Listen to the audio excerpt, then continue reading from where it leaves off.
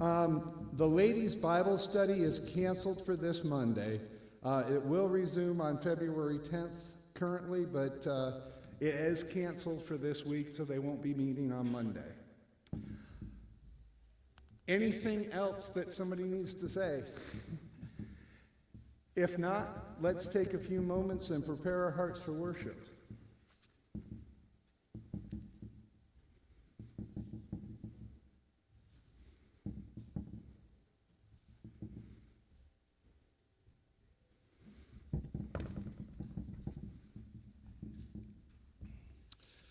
For our call to worship this morning, I'd like to turn our attention to Psalm 9, verses 1 to 2. I will give thanks to the Lord with my whole heart. I will recount all of your wonderful deeds. I will be glad and exult in you. I will sing praises to your name, O Most High. Well, let's stand and sing praises to our God using Trinity Hymnal 521, My Hope is Built on Nothing Less. Let's stand and sing this together.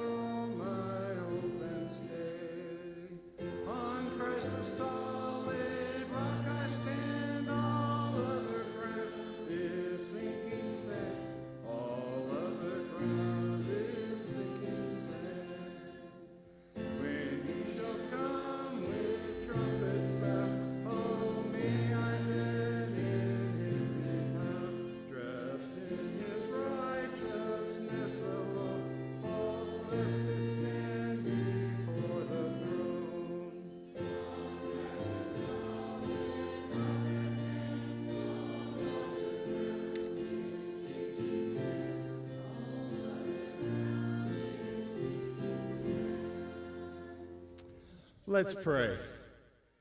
Dear Heavenly Father, once again we are humbled that you, the God of all, who created all, just by your word, calls us into your presence. Father, we pray that this worship would be acceptable in your sight, that you would remind us that we are yours and focus our attention completely and totally on you. You who saw fit in your love to send your Son to die a death so horrible and rise triumphantly just so that we could spend eternity with you. Father, we now pray the prayer that your Son taught his disciples to pray, saying, Our Father, who art in heaven, hallowed be thy name. Thy kingdom come, thy will be done, on earth as it is in heaven. Give us this day our daily bread, and forgive us our debts, as we forgive our debtors. And lead us not into temptation, but deliver us from evil. For thine is the kingdom, and the power, and the glory forever. Amen. You may be seated.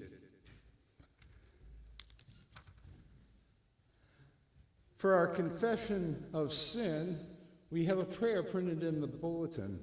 Let's pray this prayer together.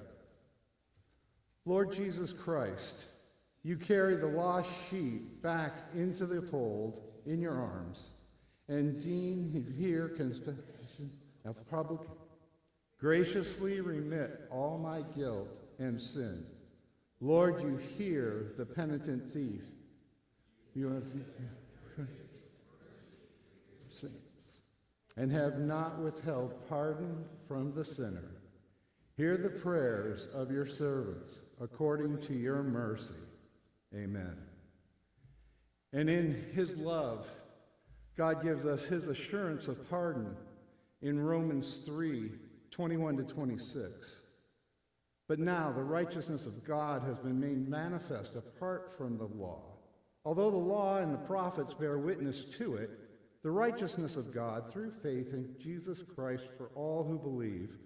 For there is no distinction, for all have sinned and fall short of the glory of God, and are justified by his grace as a gift, through the redemption that is in Christ Jesus, whom God put forward as a propitiation by his blood to be received by faith. This was to show God's righteousness, because in his divine forbearance he had passed over former sins. It was to show his righteousness at the present time, so that he might be just and the justifier of the ones who have faith in Jesus. Well, let's stand for our confession of faith. It comes from the Heidelberg Catechism, question 60. I'll read the question and we'll read the answer together. How are you righteous before God? Only by true faith in Jesus Christ, although my conscience accuses that grievously sinned against all God's commandments, have never kept any of them, and am still inclined to all evil. Yet God, without any merit of my own, out of mere grace, imputes to me the perfect salvation, righteousness, and holiness of Christ. He grants these to me as if I had never had or committed any sin, and as accomplished all the obedience which Christ has rendered for me. If only I accept this gift without. You may be seated. And if the children will come forward for the children's sermon.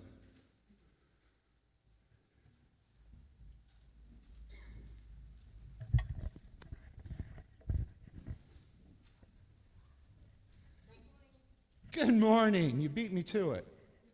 So, what have we been talking about? Yep, we have. And today, Paul's going to tell us even more. He's going to talk more about what it means to be a Christian. You know, we hear these things about we need to be perfect, right? Paul points out that we are not perfect in and of ourselves, are we? Because of sin. Yeah, all of that, right? And so, because of what Jesus did, he gives us the power to do any good that we are able to do. But it's only that Jesus does it through us. Isn't that special? I think so too. Let's pray. Dear Heavenly Father, we thank you that you enable us to do the works that we would not do ourselves. Father, we pray that you would remind us that as your children, we need to show this to the world. In Jesus' name we pray. Amen.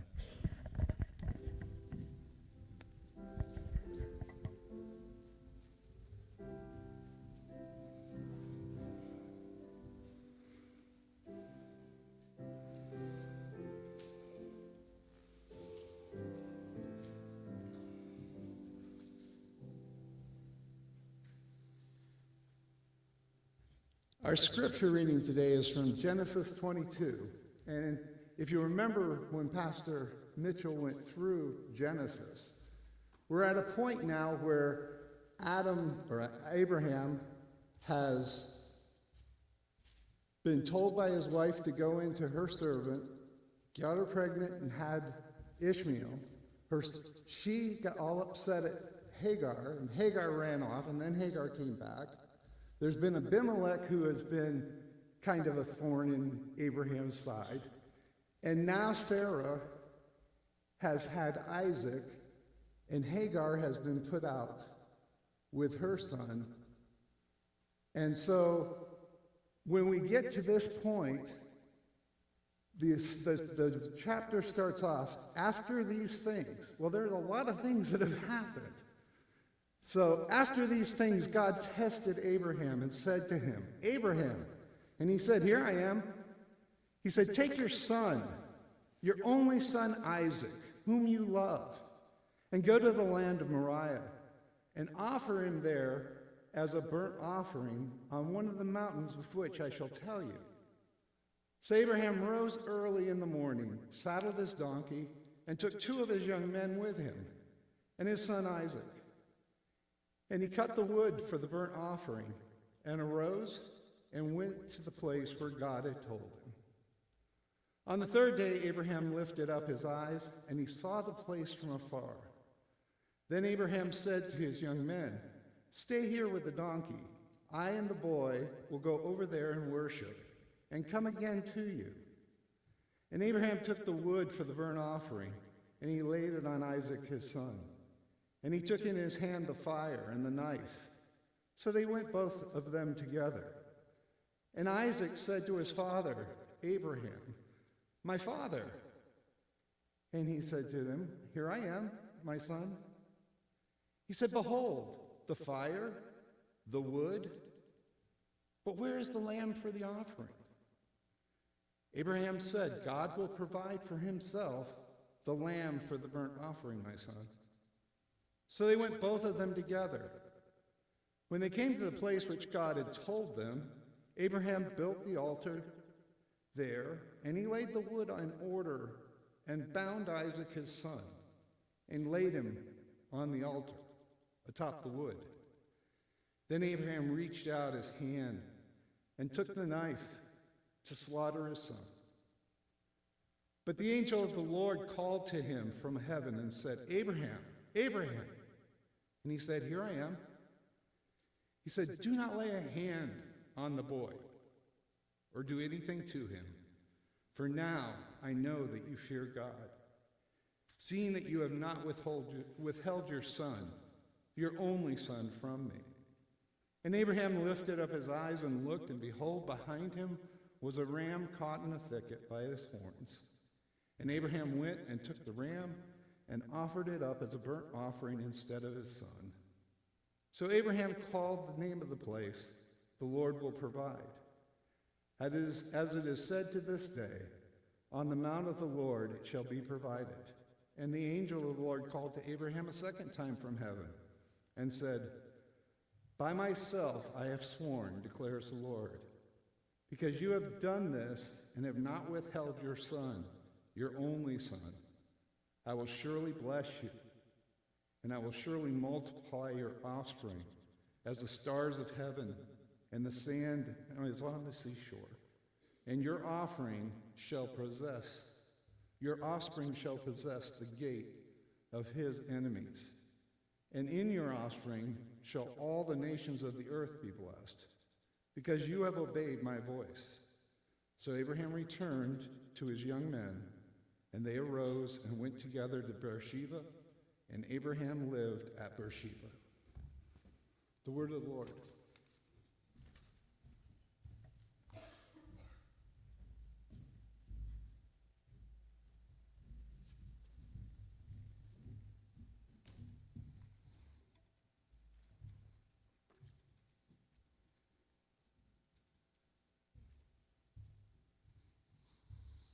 Morning. I'm thankful to be here with you guys this morning. If you'll please join me in prayer to our God.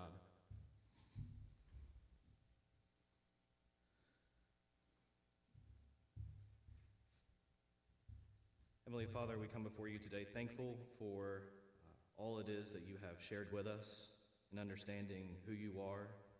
Father, we thank you for the wisdom that you have that goes beyond any wisdom we could understand. Yet, Father, we're still thankful for the wisdom that you share with us. Your wisdom is beyond our comprehension. It's beyond anything we could achieve. Yet you have loved us enough to share elements of your wisdom with us through your word, and we thank you for that, Father. We see this in your word in verses like Job 12:13, which says, "With God are wisdom and might. He has counsel and understanding." Psalm 147:5, God tells us, "Great is our Lord and abundant in power. His understanding is beyond measure." Father, we are thankful that we can serve a God who is as magnificent as you are, to have these depths and bounds that we will never fully understand, yet you still give us the ability to delight in elements of them. We are truly thankful, Father. Father, we thank you for your continued ministry through the ARP. Father, we thank you for all of the church plants that are happening throughout the country. We pray for a continued resurgence in the ARP for church planting. We pray for godly men to be raised up to serve as pastors and elders and deacons in these churches. We pray for healthy families to be a part of these churches. And God, we pray for, as these churches form, that they form resting in you and what you command us to do as a church. Heavenly Father, we pray for the seminaries in our country and other Christian institutions, undergrad colleges, anything out there that is teaching people about your word. I pray for RTS in Charlotte, my seminary. We thank you for the ability to be able to sit under learned men and grow in our knowledge and wisdom of your word and what it is that you are calling us to do out in the world.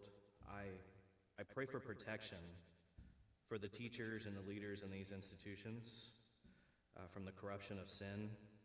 I pray that they would remain consistent in your word. I pray for their needs to be met, both personally and within the institutions, so as to lessen the chances of any manipulation or potential laxing in orthodoxy due to any stresses or insecurities, Father. We pray for them to be able to stand firm so they can continue to raise up strong men to lead your churches. Father, we thank you for Brenda and her hard work in the church. Father, she has served faithfully for many years. So, Father, we thank you for this time for her to go and be with her family. We pray for her daughter, Megan, as she goes into labor. We pray for there not to be any health issues or any complications. We pray for a healthy baby to be born, a healthy mama to hold it. And we pray for a great time for their family. And Father, in the meantime, we thank you for Gail Sawyer being with us to fill in for Brenda as a pianist. Thank you, Father, for providing this need so Brenda could go and be with her family. Lord, we pray for the Christian Hospital Sahiwal and the School of Nursing program in Pakistan. We pray for their needs to keep this institution going through finances and a consistency in Christian workers. Father, we pray that these needs could be met. We pray for Will Witness as they work alongside the hospital to achieve this goal. Father, we pray that this institution can continue to be a place where your word is proclaimed, where these Christians that faithfully already serve there can continue to serve, not only to spread the gospel, but also to love on people and to give people the health care that they need through the giftings that you have given these people. Father, we pray for the salvation of those who do not yet know you, Lord. Father, we pray for a fire in Christians in our church and everywhere, Lord, as we move forward throughout 2025 to have a readiness and excitement to share your word and to serve those around us in our communities, to be loving and caring. We pray for opportunities, Father, for that all across the world, especially here, but all across the world we pray for that. Father, we also pray for an end to the legalized abortion in our country, Father. We pray for there to be a voice for the unspoken, for those who can't speak, for the children who experience the act of abortion. And Father, we pray for the families of those who are struggling with, is this something we should do? For the mother who is deciding, should I or should I not? Father, I pray for there to be people in their lives to be able to come alongside them and help them understand the reality of who they are carrying, Lord. That is, someone made in your image just as they are made in your image. Lord, we pray for Grace Community Church in Moncks Corner. Lord, we thank you for their faithful service to you. We pray for them to have a continual health of their church and to continue to grow so they can continue to proclaim your gospel. We pray for First Baptist Church of Mount Pleasant, Lord, as well. We pray for them to be able to continue to serve you in the Mount Pleasant area and to meet the needs of those around them. We pray for a strength and fervor in your word as they set out to do the task of worshiping you on Sundays and serving their community throughout the week. Lord, we pray for wisdom for Christian parents in raising their children, both in our church and across the world. God, please give my wife and I and all other parents right now a wisdom in how to teach and lead their children, how to faithfully shape and mold them as they're growing. Please be with us, Lord, as all of us parents are doing so. And for those parents who have children that are grown and out of the house, the same thing, Father. Parenting never ends. And so, Father, we pray for continued wisdom for us to be faithful in our roles as parents. Father, we thank you for loving us enough to send your Son to die on a cross and take on the sins of all of mankind for the elect, Father. We thank you for this love that we will never be able to understand fully, this love that we can never accomplish on our own. Father, we thank you for doing this for us. We thank you for the gift of the Holy Spirit as well within us, Father. We thank you for the sanctification that occurs for Christians. Thank you, Jesus, for being with us. We pray all this in your name. Amen.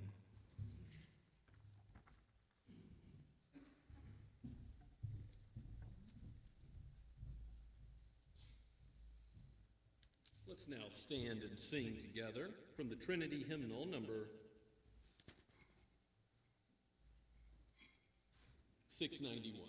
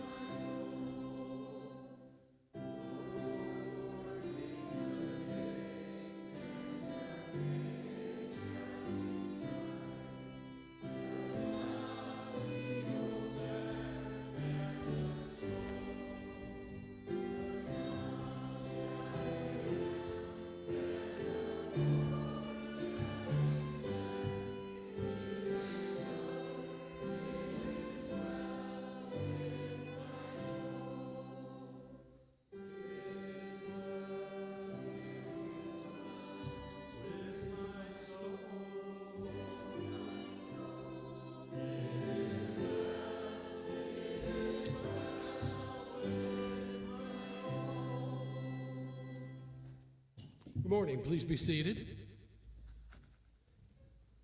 We'll try to get through this. This is from Psalm 18. I love you, O Lord, my strength. The Lord is my rock and my fortress and my deliverer, my God, my rock, in whom I take refuge, my shield and the horn of my salvation, my stronghold.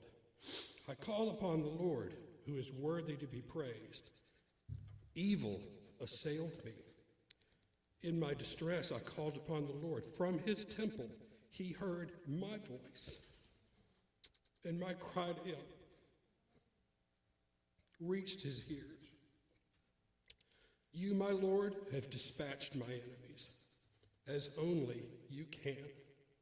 And I thank you. I pray for this offering, pray for this congregation this morning, God.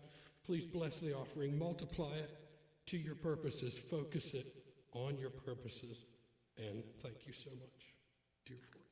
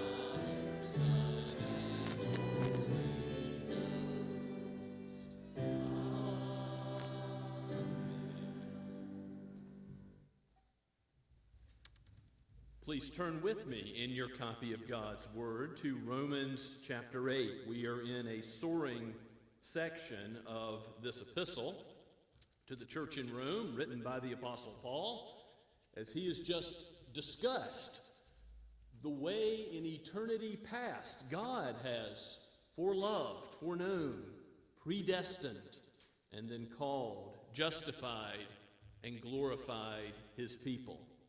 And that golden chain of salvation, how he is working all things for his own glory and our good. And in light of this, we begin at verse 31 and we'll read down to verse 34 this morning.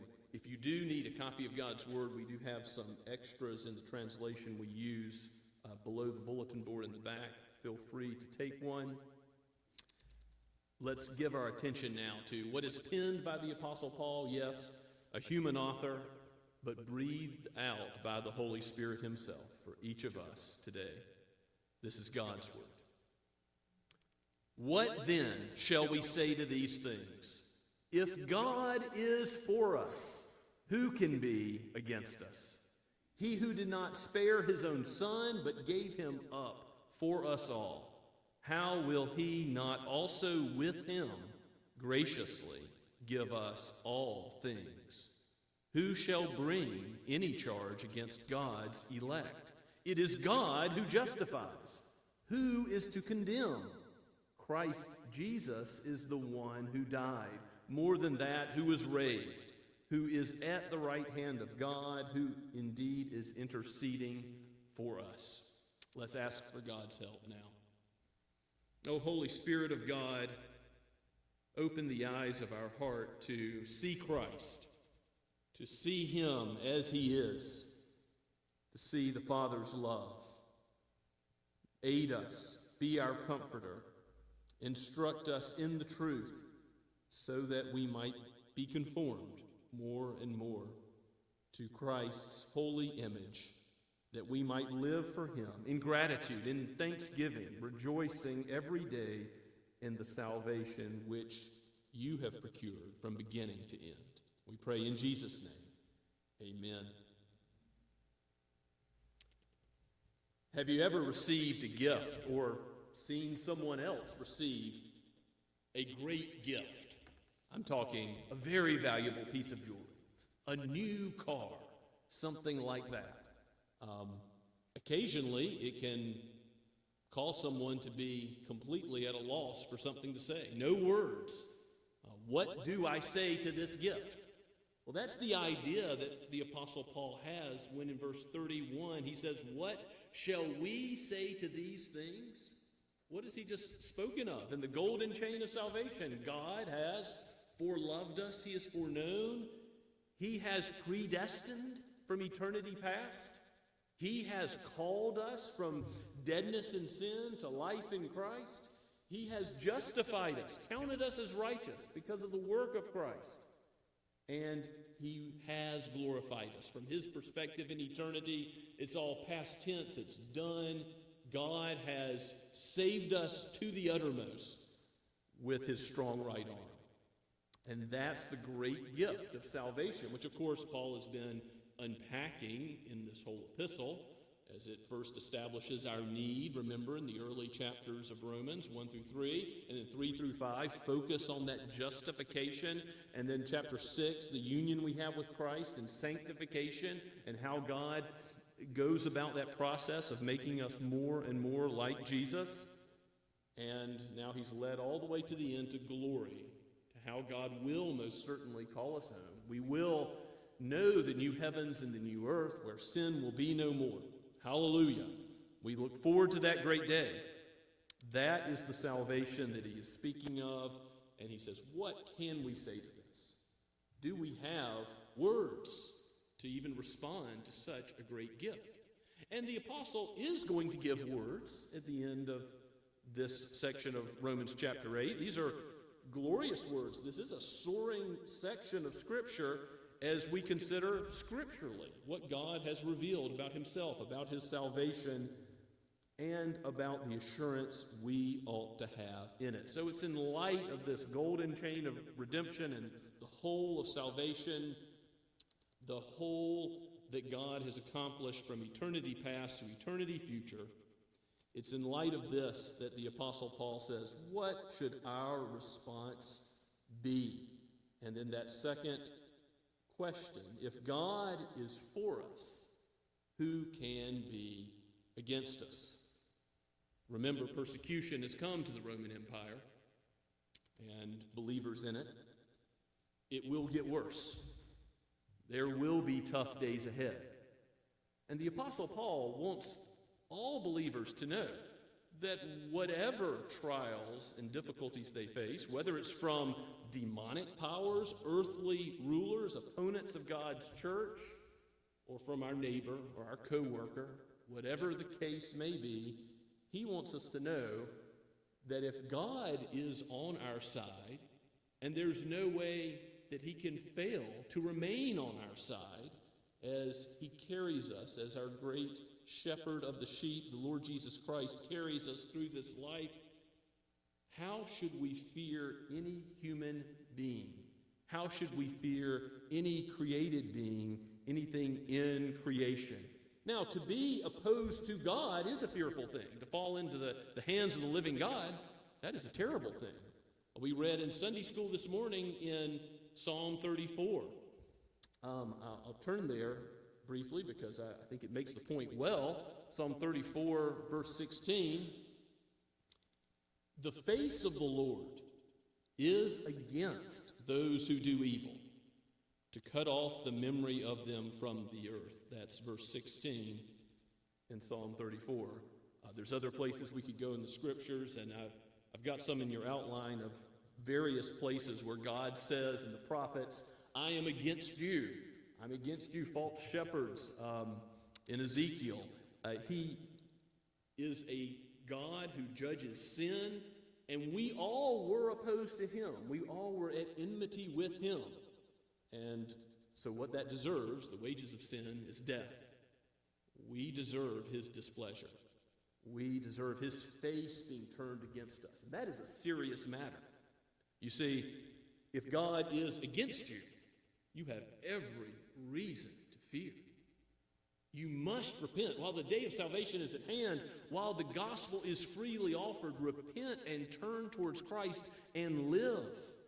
That is the plea of the good news as it goes out to all the earth, as it goes out in the Roman world, as it goes out to Rome, as it goes out to the whole empire in Paul's day, as it goes out to every nation, tongue, and tribe today.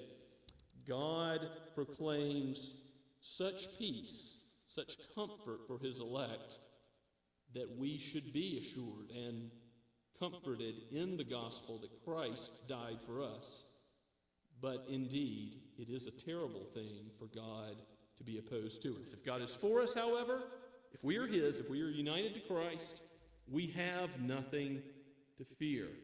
And so he's going to say in verse 37, if you go on down, we are more than conquerors. And Lord willing, we'll talk about that next week. This is the fatherly care of God as he takes care of his flock, his church. The gates of hell will not prevail against it. And it's true that the church of God will inherit the earth. The meek will inherit the earth, Jesus says in the Sermon on the Mount. Ultimately, we know there will be a new heavens and a new earth, as Revelation 21 tells us. In Colossians 1:20, we see the cosmic implications of the cross, that not only does the blood of Jesus and his righteousness cleanse all the elect of God from sin so that we no longer will groan. One day we will have the consummation of what we've hoped for, that sure and certain hope we have in Christ. But all of creation will be healed, and there will be no more thorns or thistles or corruption or pain or sadness or sorrow. Every tear will be wiped away. And that's really where Paul goes in verse 32 as he's trying to say, well, how do we respond to this great gospel, this great salvation that God has given? He says in verse 32, consider this. If God is for us, here's how he was for us. He who did not spare his own son, but gave him up for us all, how will he not also with him graciously give us all things? The argument is from the greater to the lesser. Now, you might think that the lesser being all of creation, all of the cosmos, the whole earth, that's an odd lesser. But indeed it is. In the context of this epistle, the greater is he gave up his own son. And we can apprehend, but we can certainly not comprehend the truth that Jesus humbled himself, the second person of the Trinity, by coming into this world that he created. He who spoke it all into existence took on human nature. Philippians chapter 2 talks about that. He was born in a low condition. He was born in a place where he experienced poverty. He grew in his humanity. He learned in his human mind, while at the same time knowing everything as omnipotent God. He came and he suffered in the Garden of Gethsemane and ultimately the cross. He bore the cursed death. He bore the Roman penalty for criminals for us. All of this he suffered in order that he would be exalted to the highest place, to be seated at God's right hand, where he is now. And he will return to judge the living and the dead. That humbling, though, before his exaltation, we can barely begin to comprehend. But God the Father did not spare his own son. As we read Genesis chapter 22, again, we're reminded that Abraham, his hand was stopped from bringing down the knife on Isaac. But God the Father did not stop as he handed over his only beloved son. He drank to the dregs the wrath that we deserve for our sin. And he bore the penalty in full, such that he could say on the cross, my God, why have you forsaken me? He was forsaken for our sin. And he also said on the cross, it is finished, paid in full, a banking term that's used, so that the penalty of our sin, we should know, is no longer applicable to us, but that he has assumed it. He's assumed the debt that we owed. Glory be to God. God has no longer any charge to bring against us. Though his face being opposed to us is a terrible thing, now his face shines upon us. He blesses us. He keeps us. He is gracious to us, to his elect. So who is to bring any charge against God's elect is the next place Paul will go. But not sparing his own son and giving us the whole earth. You see where Paul is focusing our attention to heaven, to things that are ahead, so that when we're facing trials, when we're facing persecution, when we're facing the results of the fall, whether it's natural evil, sin, sickness, death, these things we can face in the hope of the gospel. In this life, all sorts of things are going to come. We know that creation groans. We ourselves groan from the previous verses in Romans chapter 8. And if God is going to give us all things, a new heavens and a new earth where the streets are made of gold, the presence of Christ is there. We'll no longer see through a glass darkly or dimly, but we will behold his glory in full. If that's where we're going, can we seek first his kingdom now, knowing that he will provide all that we need in terms of our bread and our clothing and our shelter, the daily things of life, comfort in affliction, when we're experiencing emotional pain, when there are relationships that are broken, where there is difficulty in our work, where there is sickness, where there is even that darkest valley of death? Do we know, since he's given us his son, that yes, the lesser he will also give?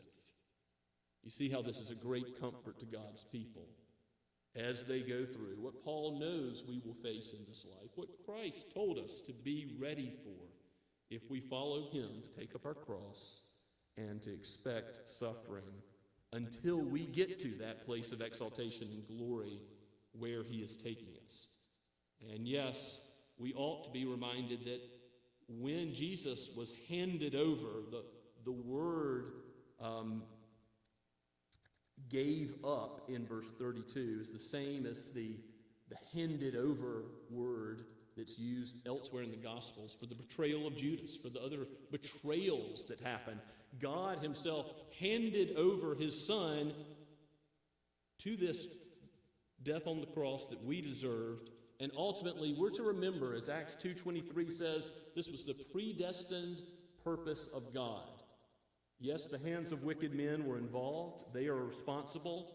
But it's God himself who foreordained that it would occur. And so what Octavius Winslow says is right. It was not ultimately, Judas for money or Pilate for fear, the Jews for envy, but who gave up Jesus to the cross? It was the Father for love.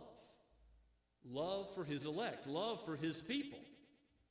And Christ agreeing in eternity past, the Son of God agreeing, the Holy Spirit agreeing in that eternal counsel to save a people. The Lord, the triune Lord, put this plan into action that no mind could have made up, but that God himself enacted, that the Lord Jesus would become man, suffer and die, only to be raised again and conquer sin and death. And so when we are tempted to not trust the Lord, We can pray like the psalmist, how long? How long will our enemies prevail? But if we pray that prayer, we should expect, look at Psalm 13 as an example. It starts out with a how long, but you know where it ends? Praise and rejoicing. There are some psalms like Psalm 88 that cry out of the darkness and they remain there. But by and large, the psalms that begin with a cry return to the Lord with praise, because when we cry out for help, he answers his people. And when we face difficulties, what Paul says in Ephesians 3:20 is true. We don't even know how to ask or imagine all the ways in which God cares for us and blesses us. And yet he provides. He provides more abundantly than we ever cry out in prayer. He provides from his abundant wisdom, from his abundant resources, from his abundant power. He protects us from all sorts of threats, demonic, human, sickness, illness, accidents. He protects us our whole lives until, in his timing, he takes us home to be with him. And so we can pray with expectation, not of always having physical or material protection, but of his total protection, that he works all things for his glory and our good, Romans 8:28, and he is going to sovereignly lead us all the way home. God's elect are saved from eternity, as Paul says in Ephesians chapter 1, verses 3 and 4, that was in his love. So he loved us in sending Christ. He loved us in electing us. And so we can know that no charge will stick. And that doesn't matter if it's from the evil one, from Satan himself. Remember what Martin Luther says to do when the evil one brings accusations against you? Tell them to look at Christ, because he has taken every one of those sins that the evil one can call to your mind. Even if your own conscience troubles you and you think, I have sinned in such terrible ways. How do you deal with that? The same way, think of Christ, and he has died not just for sins in general, but for your sins, believer. He has died for those things which you have thought and said and done and failed to do. He has redeemed you from those penalties because it is finished. He has paid it all. He was forsaken so you would not be forsaken. And since the penalty is paid, the debt is paid, it cannot be charged against you again. There is no double jeopardy with the Lord in his just courtroom. Who shall bring any charge against God's elect? Verse 33, it's God who justifies. And he has accepted the sacrifice of Christ. It was spotless as the Lamb of God. It was perfect. It was unblemished. No human being from Adam's fallen race could have provided such a sacrifice. But Christ, as the God-man, conceived by the Holy Spirit, the Virgin Mary, he is able to live a perfect life and be a perfect sacrifice for sin. And so God has justified sinners and called us his friends. What a glorious truth that is. So who is to condemn? The rhetorical question, obviously, is to be answered in the negative. So see what we can say to all of these things in the gospel? We can't be condemned. Even if our own conscience troubles us, the evil one troubles us, others criticize us for our sin. Charles Spurgeon, the great Baptist minister, brought up criticism, and he says, don't worry if people criticize you, because you're far worse than they say you are. Good news. Whatever slander and accusations, yes, I mean, there are times in which the psalmist cries out for vindication on a particular point of sin if it goes too far. But it's true, isn't it, that whatever we have said about us, the Lord knows our hearts. He knows us through and through. The Lord knows the depths of our sin, and that's why you see saints as they become more holy, as you become more sanctified in the Lord. You know what saints typically think as they progress in the Christian life and gain maturity? I'm a lot worse than I thought I was, because the light shines in the darkness. And you begin to see, as you become more and more acquainted with God's word, you see more and more of the stains and the spots, the places that God has still to work on. And he will work on, because he who has begun a good work in you will bring it to completion, because he is changing you. And on the day of glory, when we die or Christ returns, we will be changed internally, completely.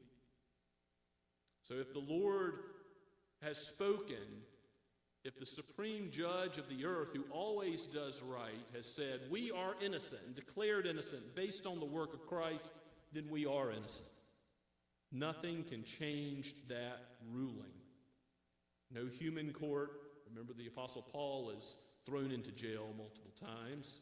He ends up being killed, receiving the death penalty for the faith. Does that change anything? No, God and his ruling stands. There is no higher court. He is the King of kings and Lord of lords, Judge of judges, and he will correct everything at the last day.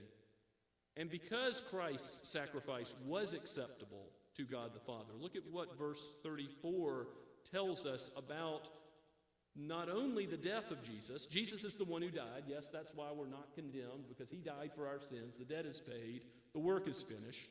But more than that, who was raised. And the Apostle Paul is not just tacking on the resurrection here as some additional thought, but as part of the essential gospel, the good news. And you see that in 1 Corinthians 15 when Paul is explaining how the resurrection is of first importance in the gospel to the Corinthian church.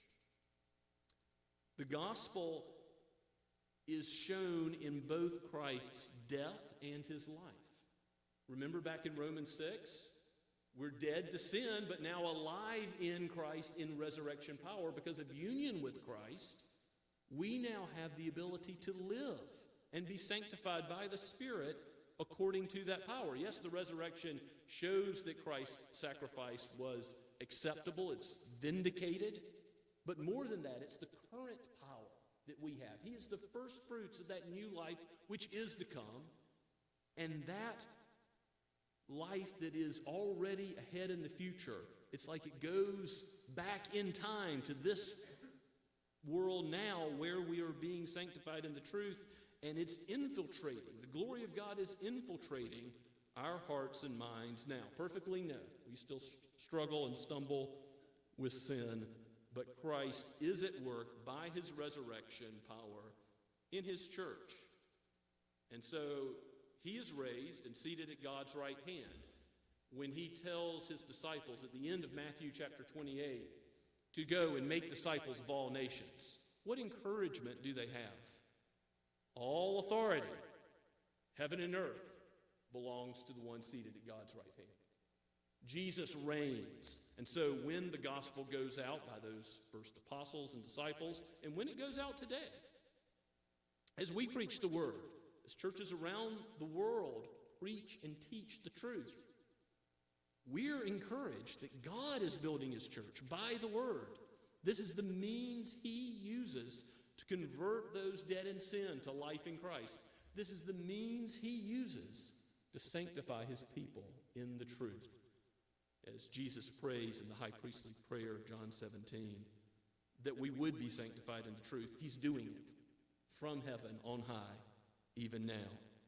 So Christ ever lives to make intercession for his flock. Hebrews 7:25 says. So he's at the right hand of God and interceding for us. Remember earlier we talked about having two intercessors, the Holy Spirit interceding for us on one end of the line, as it were, and Christ, as we pray, he intercedes for us, cleansing our prayers as they are presented before the Father, and the Father never denies what is in the Son's name that is truly consistent with his character and desire. So Christ is interceding at the right hand of God the Father, and what Hebrews 7:25 says is that he saves to the uttermost his people. He doesn't just save a little bit. If you're his elect, from eternity past, foreknowing, predestining, calling, justifying, sanctifying, glorifying, He's going to do it. He saves completely. None will be lost. None will slip out of his hand. The good news of the gospel, all depending on God, is he gets all the glory. We get none of it. And that's the way it should be, because he says he will not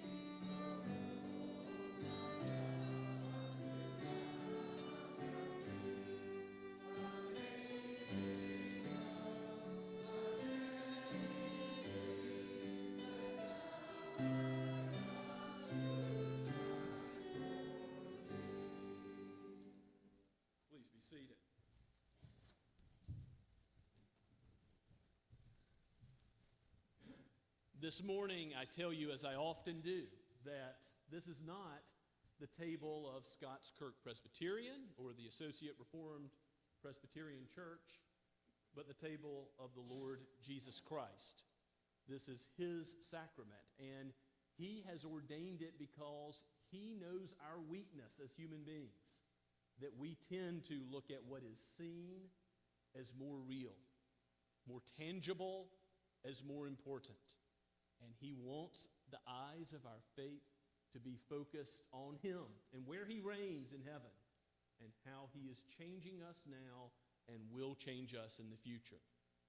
So this sacrament is for God's children who trust in him. Again, for the weak and for the strong, for all those who have faith in Christ. If you're a member of a Bible-believing church, you've made a profession of faith, then this table is for you, and we welcome you. And if you're a child who is a non-communicant member of the church, we await that time in which you will make a profession of faith and then partake as well. But don't partake yet. Talk to your parents. Talk to those in the church about the meaning of the body and blood of Christ in the sacrament, because this is, like the gospel being preached, something that is to instruct us. It's to register with our minds, just as a meal strengthens the body.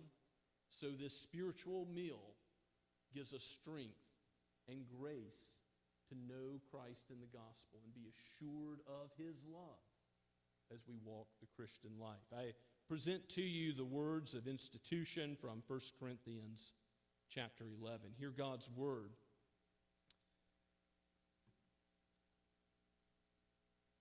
For what I received from the Lord, I also delivered to you, that the Lord Jesus, on the night when he was betrayed, took bread.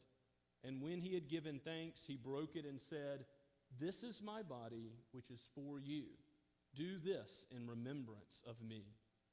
In the same way also he took the cup after supper, saying, "This cup is the new covenant in my blood. Do this as often as you drink it in remembrance of me.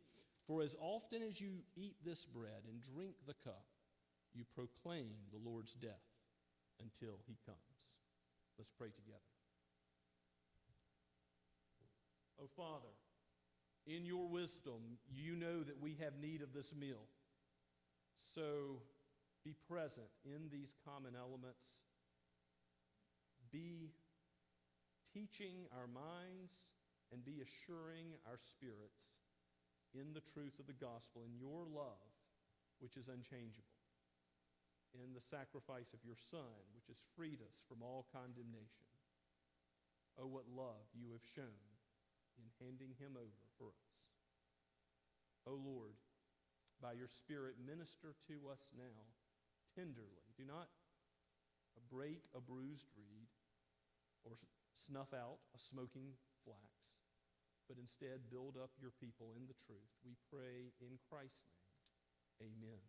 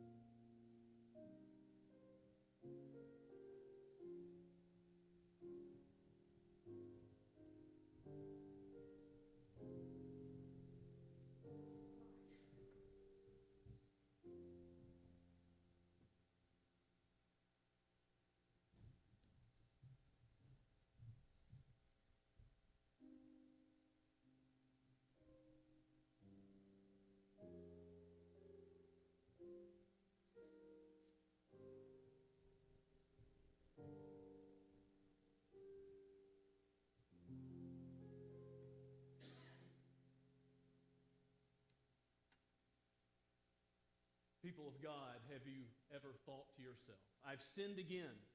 How could I do this, considering the covenant love of God? Well, consider his love for you. There is no condemnation for those in Christ Jesus. Rejoice and be exceedingly glad.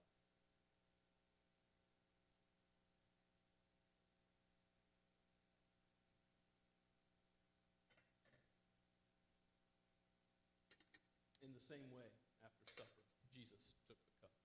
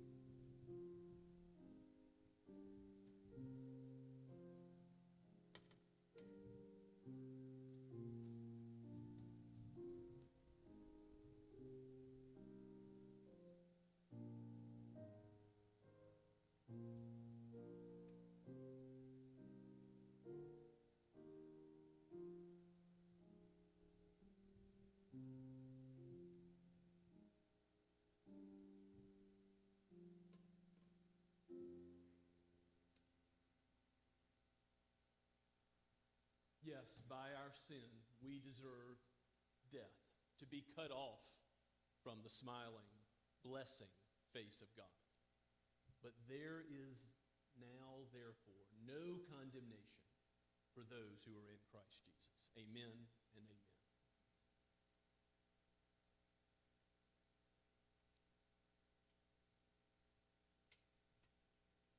Let us pray together. O gracious Father, Son, and Holy Spirit, thank you for giving us this tangible way to see the love of Christ proclaimed. May your word be imprinted deeply upon our hearts, and as we go from this place, may we live as those who are in Christ, knowing that you are the one, by your strong right hand, leading us all the way home. We thank you, Father, for your love, that it never fails. We praise and thank you in the name of Jesus. Amen and amen. And now let's sing the final two verses of our hymn together.